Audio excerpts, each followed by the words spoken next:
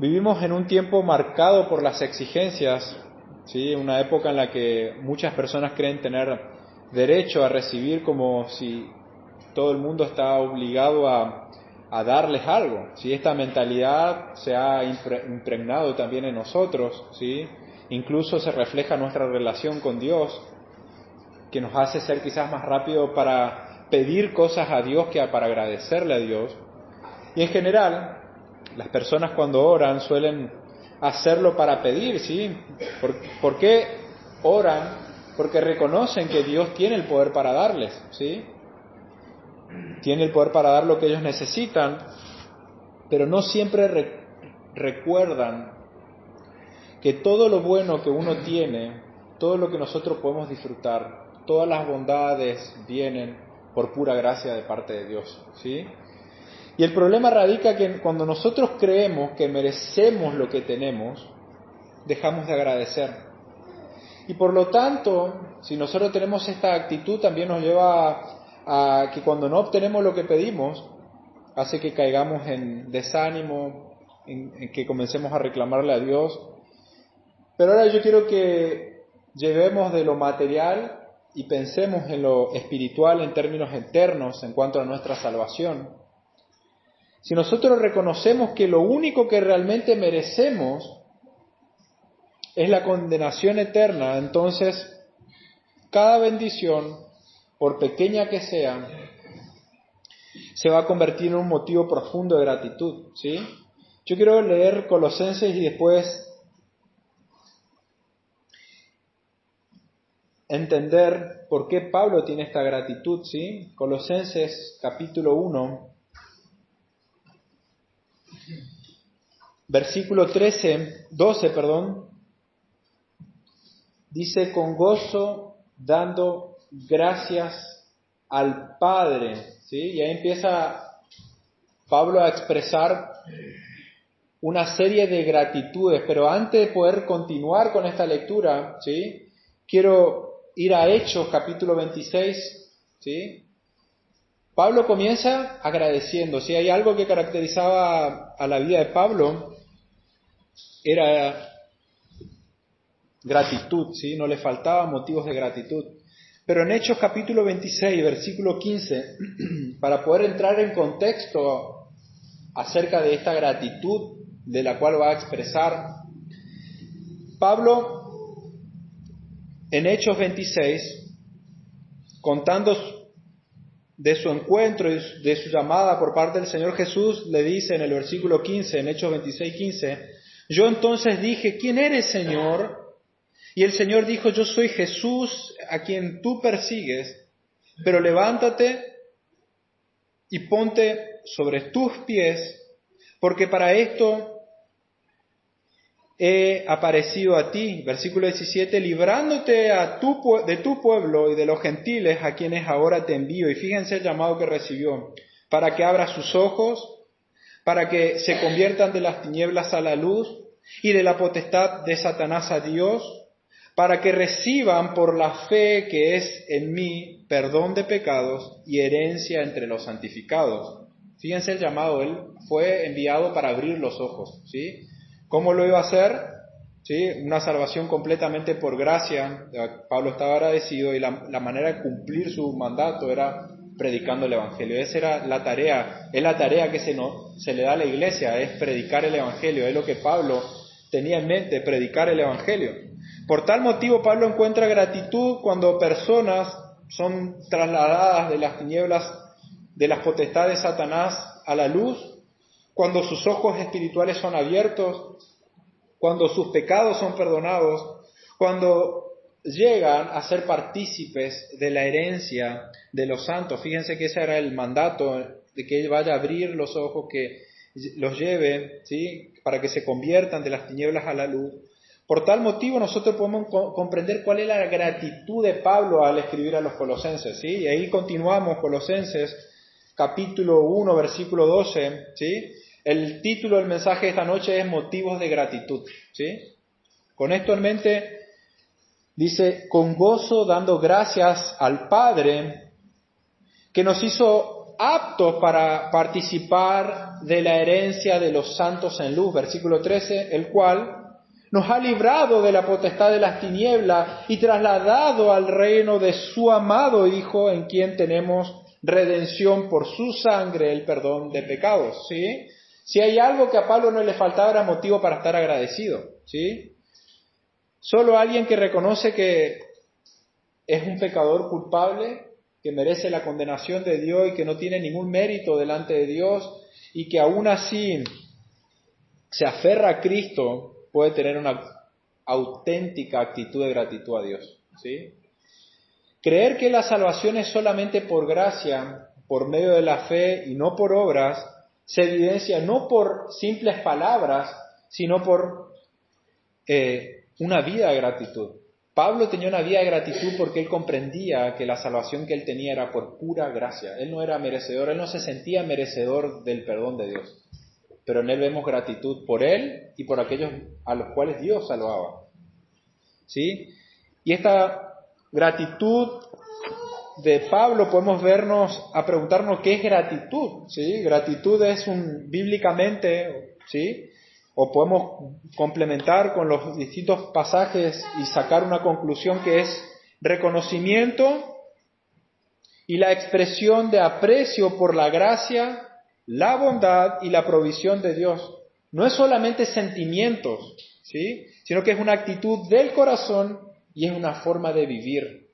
Cuando hay gratitud en el corazón no es solamente decir gracias, no es que Pablo simplemente decía gracias como un modismo para que las personas se sientan cómodas, sino que era una actitud de su corazón. Él estaba profundamente agradecido a Dios y se evidenciaba en la manera que él vivía, ¿sí? En Colosenses 3:17 somos llamados a hacer todo dando gracias a Dios el Padre, ¿sí? Ahora la pregunta para saber si hay gratitud en tu corazón, o saber si hay gratitud, si la gratitud es lo que te caracteriza, es si tendés a dar gracias solamente cuando las cosas van bien, o también das gracias cuando pasás por momentos difíciles. ¿Solés dar gracias solamente cuando recibís algo o también das gracias cuando un hermano recibe algo? Pablo estaba dando gracias por algo que estaba ocurriendo en los hermanos, ¿sí? Pablo no les había conocido a los colosenses, ¿sí? Epafras ve el peligro que está habiendo en Colosas y va a Pablo y le comenta lo que está pasando, ¿sí? Pablo no le está escribiendo desde un hotel de 5 estrellas en Cancún. Pablo le está escribiendo desde la cárcel, ¿sí? Esta es una de las epístolas de la cárcel. Y voy a decir, Pablo, ¿cómo va a tener motivo de gratitud si estás preso? ¿Sí? Mucho Satanás quizás le habrá acusado para que él no tenga motivo de gratitud, pero Pablo está profundamente agradecido. Él encuentra motivo de agradecerle a Dios por su salvación y por la de los hermanos, ¿sí? Ahora, ¿por qué es importante la gratitud? En Pablo vemos que es importante la gratitud. En primer lugar, la gratitud es parte de la voluntad de Dios, ¿sí? Dar gracias no es algo opcional. Vivir con gratitud no es algo opcional que depende si queremos o no queremos. Es un mandato de parte de Dios. En 1 Tesalonicenses 5:18 dice, dad gracias en todo, porque esta es la voluntad de Dios para con nosotros en Cristo Jesús. O sea que la voluntad de Dios es que nosotros seamos agradecidos y que hagamos todo con gratitud. Esa es su voluntad, ese es el mandato de Él para nosotros, ¿sí? Sabemos que su voluntad es agradable y perfecta, por lo tanto, ver y actuar siendo agradecidos nos pone a nosotros en sintonía con su voluntad, ¿sí? Transforma nuestra perspectiva de ver las cosas. Por eso es que necesitamos ser constantemente llenos de el conocimiento de su voluntad, que era lo que Pablo pedía anteriormente, veíamos domingo atrás, ¿sí? Por ellos. En segundo lugar, la gratitud es importante no solamente porque es parte de su voluntad de Dios para nosotros, sino porque también nos protege del orgullo, de la queja, de la amargura, ¿sí? Ya que la ingratitud es algo que caracteriza a los impíos, ¿sí? En Romanos 1:21 dice, habiendo conocido a Dios, no le dieron gracias, ¿sí? No le glorificaron a Dios ni le dieron gracias. El incrédulo no le da gracias a Dios. Es una característica de alguien que no conoce a Dios, ¿sí? Y en 2 Timoteo 3:2 dice que una marca de los últimos tiempos es que van a haber hombres amadores de sí mismos, hombres ingratos. ¿Sí? Entonces la ingratitud es una evidencia en realidad del orgullo que hay en nosotros, de creer que merecemos. ¿Sí? Merecemos la salvación porque nos esforzamos, hicimos esto por Dios, hice esto y me pasa esto, ¿por qué Dios me pasa esto? Si yo me esforcé, leo la Biblia, hago esto y me pasó tal cosa. Y es como que le empezamos a sacar en cara. Como que si Dios está obligado a darnos bendiciones por todas las cosas buenas que nosotros creemos que hacemos. ¿Sí? Es como que lo hacemos a Él deudor y falla y ya empezamos a sacarle. Y eso es una evidencia de que hay orgullo en nosotros. ¿Sí? Eso es ingratitud de nuestras partes. ¿Sí? Eso es lo que caracteriza a las personas que no conocen a Dios, ingratitud, orgullo. Y eso lleva a amargura, ¿sí? Porque nos pasan ciertas cosas y le echamos la culpa a Dios y nos amargamos. ¿Sí? No solamente es la voluntad de Dios, no solamente nos protege del orgullo, de la queja y de la amargura, sino que también trae paz, ¿sí? Porque por nada dice estéis afanosos si no sean conocidas vuestras peticiones delante de Dios en toda oración y ruego con acción de gracias, dice Filipenses, y la paz de Dios guardará vuestros corazones.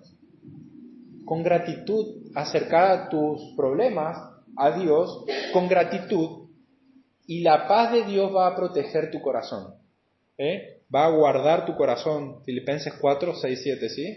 Entonces, la gratitud no es solamente una respuesta emocional, sino es una actitud del corazón, ¿sí?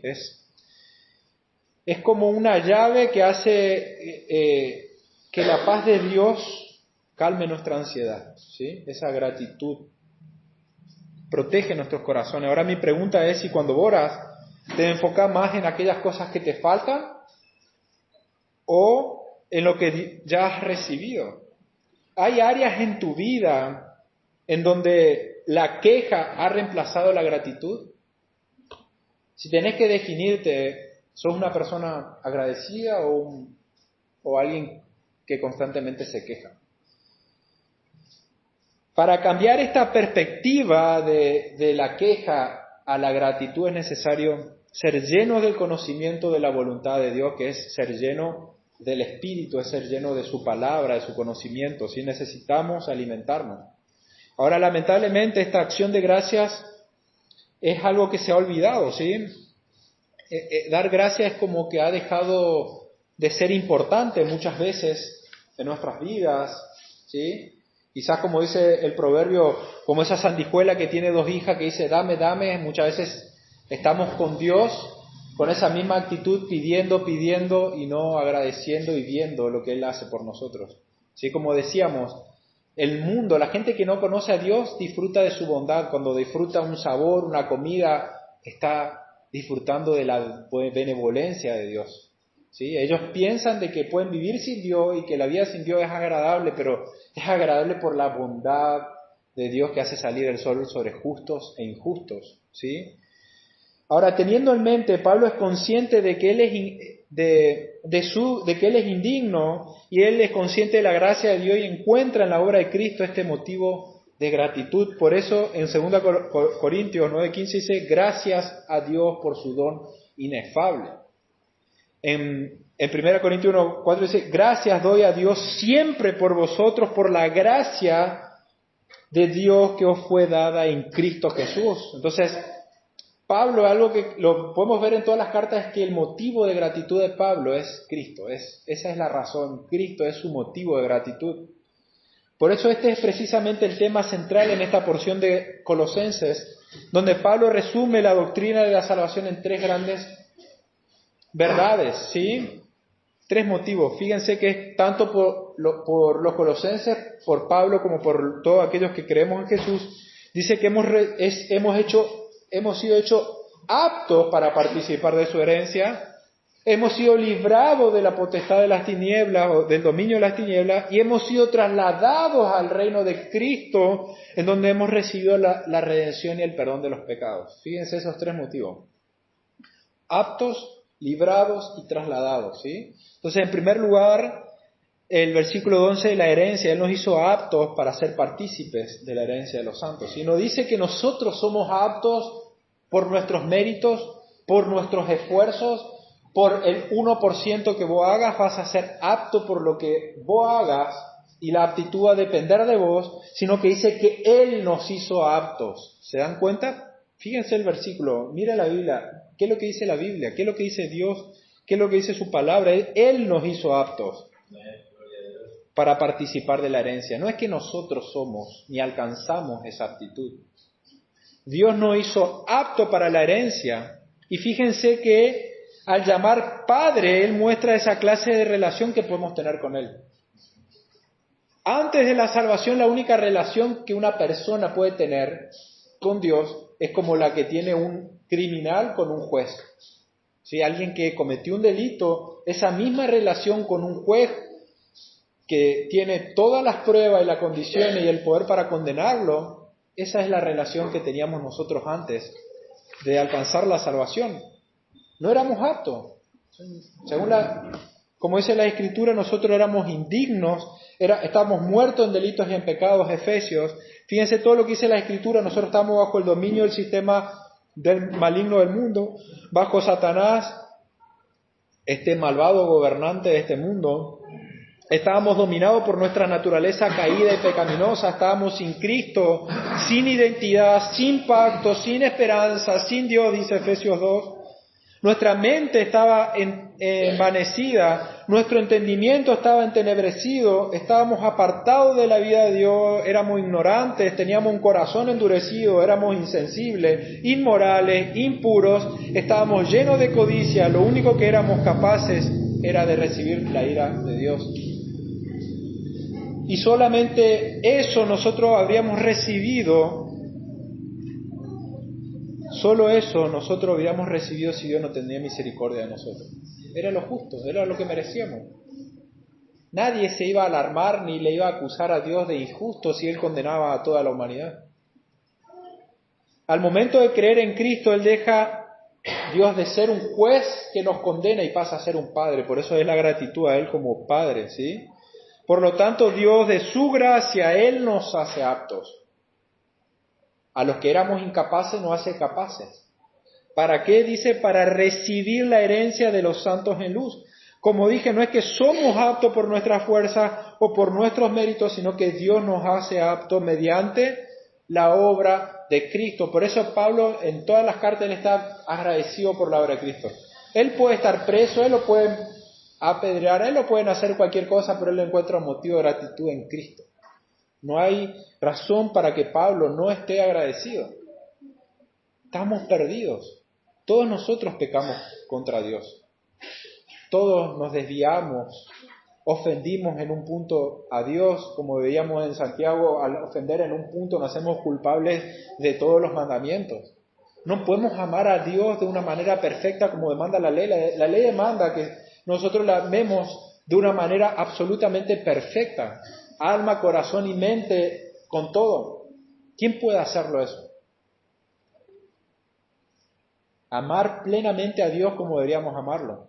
Podemos amarlo sinceramente por el poder de Dios, pero perfectamente como la ley demanda. ¿Quién puede amar de manera perfecta al prójimo como deberíamos hacerlo? Aunque podemos amarlo de manera sincera, pero no como la ley demanda. Todos nosotros rompimos la ley. Por eso no había esperanza. Pero ¿qué hace Dios? Si nosotros remontamos al principio de la creación, dice que estaba Dios y dice que el Espíritu de Dios se movía sobre las aguas y la palabra de Dios habló y las cosas fueron. Esa palabra de Dios que estaba con Dios y que era Dios, dice Juan que se hizo carne y habitó entre nosotros. Ese es el verbo de Dios, la palabra de Dios que se hizo carne. ¿Para qué se hizo carne la palabra, el verbo? Para venir a cumplir la ley. Él se hizo como nosotros porque el sacrificio de animales no era suficiente para perdonar nuestros pecados. Sacrificar a un animal no nos eximía de la culpa. No podía llevar la culpa del hombre a pesar de que servía para poder mostrar de que nuestro pecado merecía la muerte y nos hablaba de un cordero que iba a venir.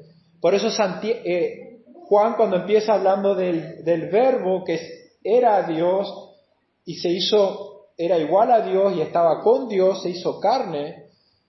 Inmediatamente relata el testimonio de Juan el Bautista, que dice, es aquí el Cordero de Dios. Lo que le impactó a Juan el Bautista es que lo vio aquel sacrificio perfecto por nuestros pecados. Él es el sacrificio perfecto, el único que puede reemplazarnos, el único que puede ser eternamente perfecto delante de Dios, puede cumplir a la perfección la ley, y el único que es eterno para poder sufrir un castigo eterno. Solamente alguien eterno podía recibir un castigo eterno. Este Verbo que estaba con Dios, por Él fueron hechas todas las cosas, para Él fue hecho todo, por Él se hicieron todas las cosas. Él que es más valioso que toda la creación es el que vino a este mundo, se hizo carne y vino a morir por nosotros. Díganme si el sacrificio de Él no es suficiente valor para salvar a los que Él quiera. Él es más importante que toda la creación. Toda la creación y está Él. Él es mucho más importante en valor. Y no es en cantidad de tiempo su sacrificio, es en la intensidad. Él sufrió, en su intensidad, Él sufrió el castigo eterno, la ira de Dios. Aunque Dios no puede morir, en su persona Él gustó la muerte y su cuerpo estuvo en la tumba, pero al tercer día resucitó. Cristo murió en lugar de pecadores, llevando la culpa de sus pecados para poder salvarlos. Por eso es la gratitud de Pablo en aquellos que depositan su confianza de salvación en Cristo. No en sus obras, no en su mérito, es en Cristo. La gratitud es por Él. Por eso esta gratitud, por lo que Él hizo es que somos nosotros partícipes de la herencia. Por lo que Él hizo. Él es de suficiente valor, Él va a heredar todo, Él es digno de recibir todas las cosas. Dios quiso resumir o reunir en Él todas las cosas y manifestarse a la creación. Por medio de Él Dios muestra su bondad, su gratitud, su amor, su misericordia. Pero un día también va a mostrar su juicio. A Él le concedió todo juicio. ¿Sí? Pero por Él es que somos partícipes de la herencia, como dice acá Colosenses, ¿sí? Esta herencia incluye la vida eterna. Esta vida eterna no es solamente en duración, sino en calidad, ¿sí? Es calidad de vida en Cristo. Gálatas dice 2:20, con Cristo estoy juntamente crucificado, ya no vivo yo, Cristo vive en mí. Esa es la herencia que tenemos. Aquello que hemos depositado en Él, Cristo vive en nosotros, ¿sí? Y lo que vivo ya no lo vivo, no lo vivo en la carne, lo vivo en la fe por el Hijo de Dios. Es por Él. Juan 17:3 dice, esta es la vida eterna, que te conozcan a ti, al único Dios verdadero, y a Jesucristo a quien es enviado. O sea que esa vida eterna ya la comenzamos a tener por una relación con Él. Nuestra relación con Dios ha sido restablecida por medio de Cristo, que es Dios y que es hombre, ¿sí? Hay muchas cosas más de las cuales somos partícipes en esa herencia, no solamente de la vida eterna, esta relación, esta comunión, también de una posesión de la tierra, ¿sí? De las promesas de reinar con Cristo. También incluye el cumplimiento de todas las promesas dadas anteriormente, ¿sí? A los santos. Pablo se refiere en 1 de Pedro a la herencia incorruptible, incontaminada, inmarcesible, reservada en los cielos para vosotros. 1 de Pedro 1:4. Será nuestra herencia para siempre, para siempre. Y esta herencia no es futura solamente, es también presente y está garantizada por el Espíritu Santo. Eso es esa garantía. Dice Efesios, asimismo tuvimos herencia, 1:11, habiendo sido predestinados conforme al propósito que hace todas las cosas según el designio de su voluntad, a fin de que seamos para la alabanza a su gloria, ¿sí? Versículo 13 dice, en él también vosotros, habiendo oído la palabra de verdad, el evangelio de vuestra salvación, y habiendo creído en él, fuiste sellados con el espíritu de la promesa, que es las arras de la herencia hasta la redención de la posesión adquirida para alabanza de su gloria. O sea, las arras es la garantía, es el pago inicial. En su gracia, Dios nos hace partícipe de su herencia Y para que nosotros podamos tener garantía de esa herencia, Él ha depositado su Espíritu a nosotros. Esa garantía es el Espíritu morando en nosotros. Como dice MacArthur, dice, Dios nos ha dado el Espíritu Santo como un adelanto de nuestra herencia futura. ¿Sí? O sea, nosotros ya somos partícipes, ya somos dueños de la herencia eterna, pero esa herencia ya la tenemos ahora y Dios nos dio un adelanto de lo que vamos a heredar y ese es el Espíritu Santo. ¿Sí? Que mora en nosotros, es la garantía segura de la redención final. El Espíritu mora por siempre. Podemos contristar al Espíritu, podemos contristar, pero el Espíritu es esa garantía, ese sello de una salvación segura. Y este es el objetivo, ¿sí? Esto es algo objetivo, es algo real, no es que depende de cómo sentimos. Yo le sentí al Espíritu, o no le sentí, o le siento más. No depende del sentimiento, es una garantía, es algo objetivo, es algo real. Todos aquellos que creen han recibido, han sido bautizados, han recibido el Espíritu de Dios.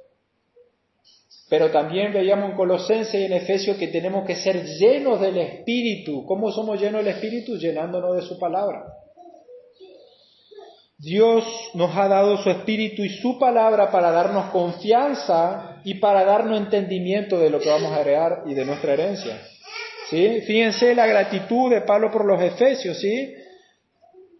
Él dice, también dice, no ceso de dar gracias por vosotros haciendo memoria, dice en Efesios 1:16, 17, para que el Dios de nuestro Padre, de nuestro Señor Jesucristo, el Padre de gloria, os dé espíritu de sabiduría y de revelación del conocimiento. O sea, Pablo quería que nosotros sepamos lo que vamos a heredar, que no seamos ignorantes, para que vivamos con gratitud, ¿sí? Alumbrando los ojos de vuestro entendimiento para que sepáis cuál es la esperanza a la que Él nos ha llamado y cuál es la riqueza de la gloria de su herencia en los santos.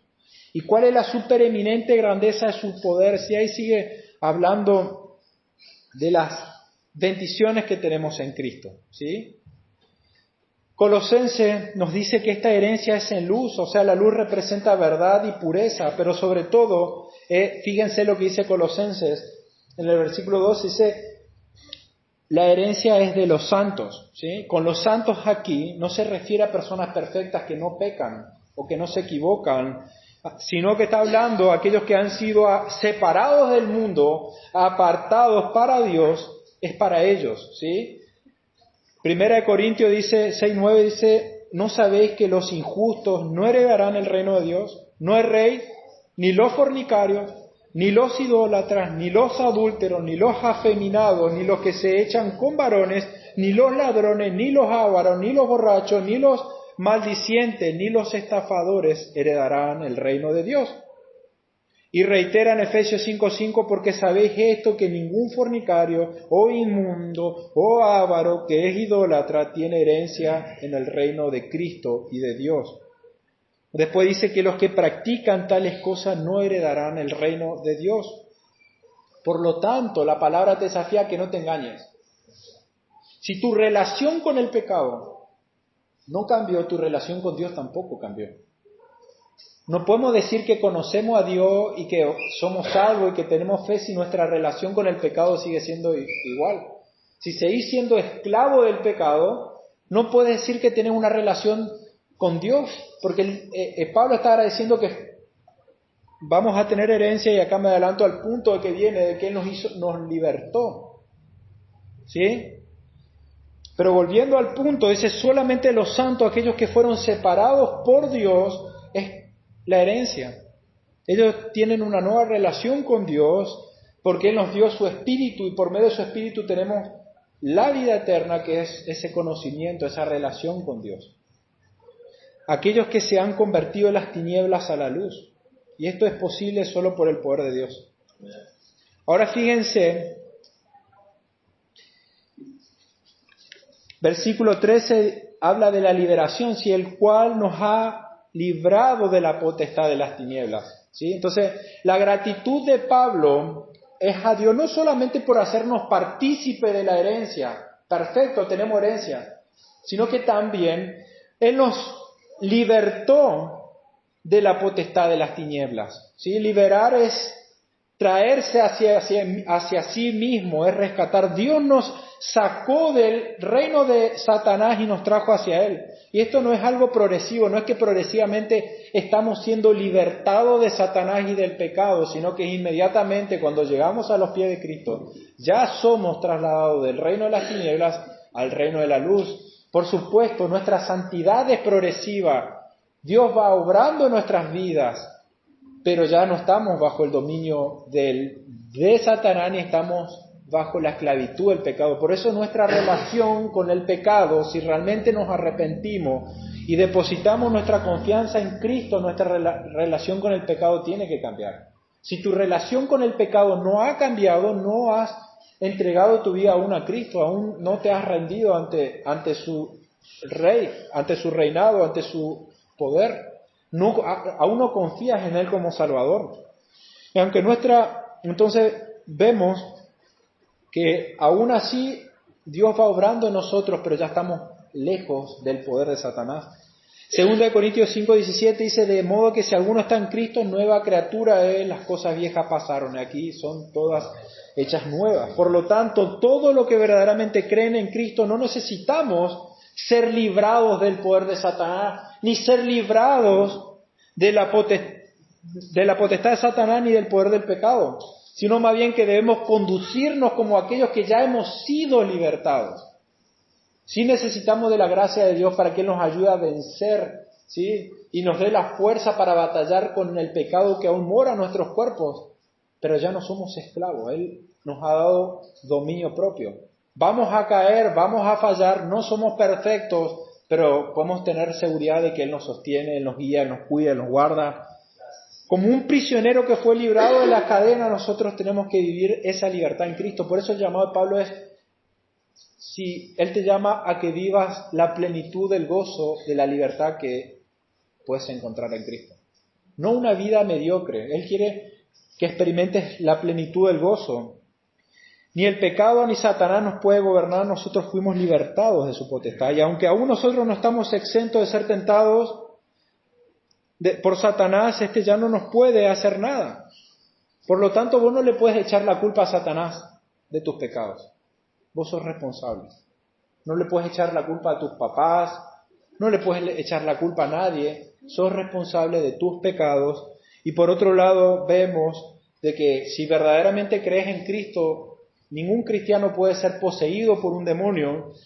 Por lo tanto, no hay ningún miedo que podamos tener sobre las fuerzas diabólicas. Nada. Fuimos librados, ya no pertenecemos a ese reino. Estamos en el reino de Cristo y Él tiene poder y autoridad. Él es nuestro Rey. Mayor es el que está con nosotros que el que está en este mundo, ¿sí? ¿Por medio de qué? La muerte de Cristo. Él derrotó. Ya estábamos antes bajo el poder de Satanás, pero Él nos libertó y no quedó ahí, sino que fuimos trasladados. Dice el versículo 13, ¿sí? No solamente nos hizo aptos para participar de la herencia, no solamente nos libró de la potestad de Satanás, sino que también fuimos, dice Colosenses 1:13, trasladados al reino de su Hijo amado, en quien tenemos redención por su sangre, el perdón de pecados, ¿sí? Trasladado era una palabra que se utilizaba cuando un pueblo era gobernado o sometido y era llevado hacia la nueva tierra. Nosotros fuimos trasladados de este lugar tenebroso al lugar de luz, ¿sí? Es un total traslado del dominio de las tinieblas satánicas a la gloriosa luz de Cristo, ¿sí? Muchas veces no somos conscientes de que ya no estamos bajo esa potestad de Satanás. Y reino, nosotros ya pertenecemos, si verdaderamente creemos en Cristo, pertenecemos a un reino nuevo. Y reino es un término amplio, es mucho más que un futuro reino, ¿sí? Y tampoco se refiere simplemente al poder, al reino o al gobierno de Dios sobre la creación. El reino es una realidad actual. Romanos 14:17 dice, porque el reino de Dios no es comida ni bebida, sino justicia, paz y gozo en el Espíritu Santo. O sea que en un sentido, El reino consiste en una relación única que nosotros como personas podemos tener con el Dios eterno por medio de Jesús. Cuando nosotros somos trasladados al reino, quiere decir que ahora podemos tener una relación con el Rey como súbditos, como miembros de su reino. Una relación por medio de Cristo, ¿sí? Y reino, en el término más simple, si utilizamos la palabra reino, en el término más simple, un conjunto de personas que se somete a un rey. Antes nuestro rey era Satanás, ahora nuestro rey es Cristo. Él es nuestro Señor. Él es el que gobierna nuestras vidas, no somos nosotros. Él es el Señor. Hemos sido trasladados al reino de su Hijo, ¿sí? No podés ser parte del reino si no reconoces a Cristo como Rey. Si Cristo no es el Señor de tu vida, no perteneces al reino de Dios. Puedes decir, bueno, yo soy salvo, yo creo en Cristo, yo lo conozco, pero si Cristo no es el Rey de tu vida, si Él no es el Señor de tu vida, vos no perteneces aún al reino. Pero Dios en su misericordia aún te llama a que vengas en arrepentimiento y en fe. Cristo pagó el precio suficiente para salvarte, pero necesitas depositar la confianza en Él. El medio que Dios estableció para salvarnos es la fe, por gracia, por medio de la fe, no por obras, sino por Cristo, la confianza, la fe nos une a Él, ¿sí? Entonces, pertenecer al reino de Cristo también demanda responsabilidad de nuestras partes, ¿sí? Como ciudadanos del reino, nosotros somos llamados a representar al Rey de una manera digna. Pablo en 1 Tesalonicenses amonesta a los tesalonicenses que anden como es digno de Dios que nos llamó a su reino y a su gloria. Él nos llama a su reino, a su gloria, Él nos hace aptos, por lo tanto nosotros tenemos la responsabilidad de representarlo, ¿sí? Hebreos dice así que recibiendo nosotros un reino inconmovible tengamos gratitud, mediante ella sirvamos a Dios, agradeciéndole con temor y reverencia porque nuestro Dios es fuego consumidor. Hebreos 12, 28 al 29, ¿sí? No perdamos de vista que para poder ser aceptados como ciudadanos del reino, tenemos que primeramente ser redimidos. O sea, Dios no podía trasladarnos al reino de su Hijo sin antes ser redimidos. Y fíjense el versículo 14 dice que fuimos redimidos por su sangre. No solamente la herencia recibimos, Él nos hizo aptos, sino que también la redención es por su sangre, no por nuestras obras. No dice, yo hago el 99,9 y vos haces el 1%. La redención es por su sangre, por la sangre de Cristo. Redimir, ¿saben lo que significa redimir? ¿Saben lo que significa redimir? Es una de las palabras más importantes, más bellas del Nuevo Testamento que resume la obra de Cristo. Como cristiano tenés que saber que lo que es redimir, ¿sí? Redimir es librar por medio de un pago, ¿sí? Librar por medio de un pago es cuando alguien es librado de la esclavitud, ¿sí? Se utiliza para referirse a aquellos que han sido librados del cautiverio, de la esclavitud, ¿sí? Romanos 3:24, Pablo escribe, siendo justificados gratuitamente por su gracia mediante la redención. ¿Sí? Un pago. ¿Sí? Fuimos librados por medio de un pago, ¿sí? Mediante la redención que es en Cristo Jesús.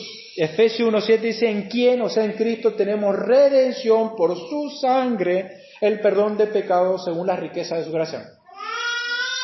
Pongo lleno la escritura acerca del sacrificio de Cristo, es por su obra, es por lo que Él ha hecho, por su sangre, por su sacrificio.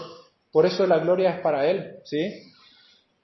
La redención podemos ver que trae como resultado el perdón de pecado. Cristo, el pago de Cristo por nuestra libertad, trajo como consecuencia el perdón de nuestros pecados, ¿sí? Perdón significa absolver, remitir una pena, ¿sí? Él nos remitió, Él removió toda la culpa de nuestros pecados, pasado, presente, futuro. Cuando Cristo muere, ni vos ni yo habíamos nacido. Pero Él murió por todos nuestros pecados, pasados, presentes y futuros. Como dijimos, si realmente crees en Cristo, no te va a llevar a decir, ahora puedo ir a pecar, porque eso demostraría que seguís siendo esclavo del pecado y que aún seguís en el reino de las tinieblas. Si realmente crees en Cristo, vas a tener lo que vemos en Pablo, un corazón de gratitud, agradecido, porque estando en las tinieblas, mereciendo la condenación de Dios, alcanzaste el perdón que no lo merecías, fuiste librado de ser eternamente separado del único ser bueno, la condenación eterna, en donde va a ser el lloro y el crujir de dientes, donde no vas a experimentar ni una gota de bondad ni de benevolencia, sino que toda la ira de Dios va a estar sobre vos.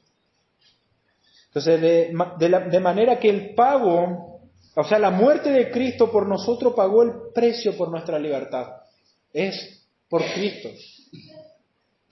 Es sobre esta base, sobre la obra de Cristo, sobre su sacrificio, que Dios perdona nuestros pecados, nos concede una herencia incorruptible, una herencia que nadie nos puede robar. Él nos concede esta herencia, Él nos libra de la potestad de las tinieblas y Él nos hace ciudadanos del reino de Dios solo por la obra de Cristo. Es por gracia, no tiene precio, pero tuvo un costo muy grande nuestra salvación. No fue gratuito, o sea, a nosotros no nos costó, pero no fue gratuita. No pensemos que porque no nos costó nada es gratuito. Implicó la sangre del Hijo de Dios, el unigénito, Hijo de Dios, el único. Por tal motivo, el resultado de esta obra de Cristo no puede haber nada más que una vida de gratitud, como lo vemos Pablo, como dijimos, que encontraba Pablo gratitud. Pablo estaba preso, como dijimos en un comienzo, y él encontraba, por eso él encontraba gratitud. Por eso mi pregunta en esta noche es si vos estás encontrando gratitud en Dios. Quizás estás con problemas de distinta índole en tu vida, estás atravesando situaciones difíciles, ya sea laboral, matrimonial, en relación con otras personas, sentimental. No sabemos qué problemas puedas estar pasando. Pero mi pregunta es si aún a pesar de toda situación difícil, aún encontrás gratitud en Dios. Porque si vos no estás encontrando gratitud en Dios, hay un problema. Como estamos viendo, si no hay motivo de gratitud hay un problema porque no has experimentado aún el perdón de Dios, no has experimentado la paz de Dios. O quizás tu corazón está siendo endurecido, quizás alguna vez sí lo has experimentado, pero por la dureza de tu corazón te has apartado y tu corazón se ha endurecido y has contristado al Espíritu de Dios.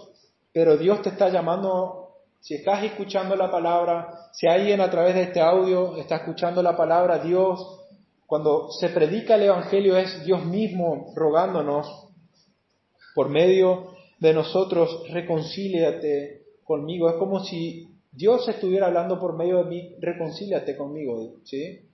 Es hora de que te arrepientas, que te apartes del mal, que deseches todo pecado, que comprendas que no es con tu fuerza no vas a poder dejar ningún pecado, no vas a poder apartarte, pero si reconoces que mereces la condenación, si reconoces que no podés con ese pecado, si ese pecado es demasiado fuerte para vos, que no podés dejarlo, Dios resiste a los que son soberbios, pero Él da gracia a los que son humildes, los que reconocen que no tienen fuerza, que no tienen poder, que no pueden librarse, pero acuden a Él es fiel y justo para perdonarnos. Por eso Pablo encontró gratitud al escribir a los colosenses, porque Pablo experimentó ese perdón. Pablo no lo buscaba. ¿Sabías que Pablo no lo buscaba a Cristo? En realidad él lo buscaba perseguir, matar. Él no buscaba ser cristiano, pero Cristo sí lo encontró. Como quizás Cristo está en el encuentro cada vez presentándote delante en esta noche para que te encuentres con Él, para que rindas cuentas, para que comprendas que Él es el Rey. Por lo tanto, en esta noche nosotros podemos ver la gratitud de Pablo Y esta gratitud se tiene que impregnar en nuestras vidas, en nuestras oraciones, en nuestro canto, en nuestras vidas. ¿Realmente nosotros estamos dando gracias a Dios por lo que Él ha hecho en Cristo? Te puede faltar todo. Puedes perder todo como Job. Puedes perder hasta tu vida. Pero si lo tenés a Cristo, lo tenés todo. Pero si tenés todo, humanamente todo, y no lo tenés a Cristo, no tenés nada. Analiza en tu vida si hay gratitud como la de Pablo. Y si no la hay, es momento de que puedas experimentar ese perdón, esa gracia en Cristo Jesús, quien no te va a desechar ni te va a echar fuera. Oramos.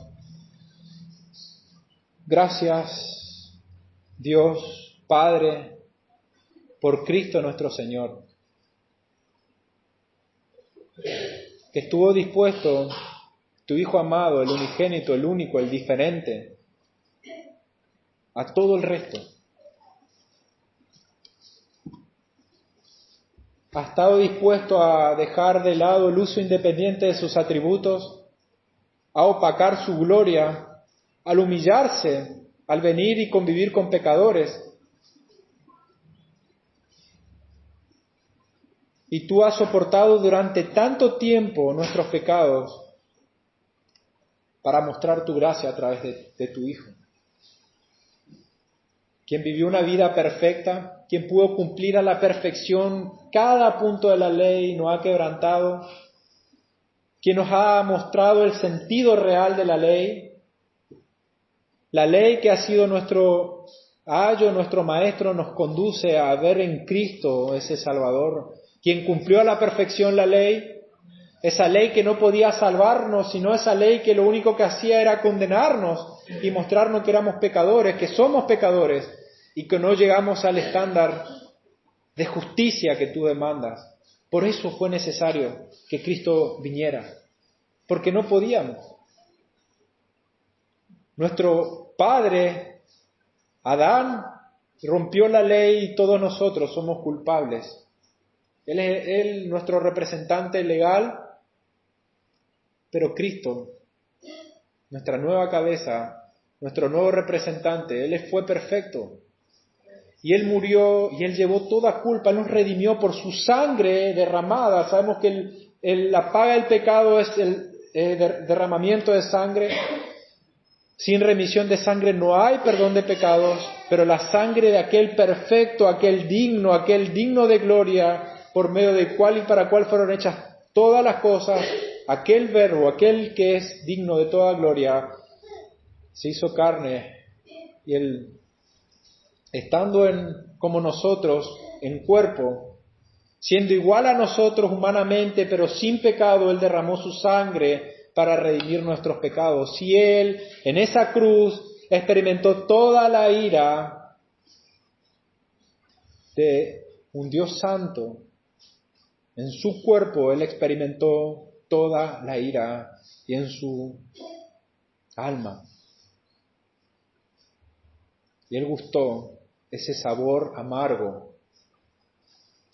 Pero ahora Él vive porque ha resucitado y por medio de Él es que podemos tener paz contigo. Podemos ser reconciliados. Yo te pido perdón por las veces que apartamos de nuestra vista este sacrificio tan grande que nos hace vivir de una manera ingrata, Señor. Como este mundo, la característica de las personas de este mundo, de ingratos. ¿Cuántas veces en nuestras vidas vivimos de una manera ingrata? A pesar de esta obra tan grande, nos creemos suficientemente importantes como para querer reclamarte algo. Perdona nuestra insolencia. Yo te ruego, por Cristo, para que pueda ser formado en nuestros corazones y por aquellos que aún están en tinieblas puedan ser traídos a la luz. Esa es nuestra tarea como iglesia. No podemos transformar, no podemos convencer, no podemos convertir, pero sí tenemos tu palabra, que tu palabra tiene poder para transformar y para trasladar de las tinieblas a la luz. Te agradecemos por Cristo nuestro Señor. En el nombre de Jesús te damos gracias. Amén.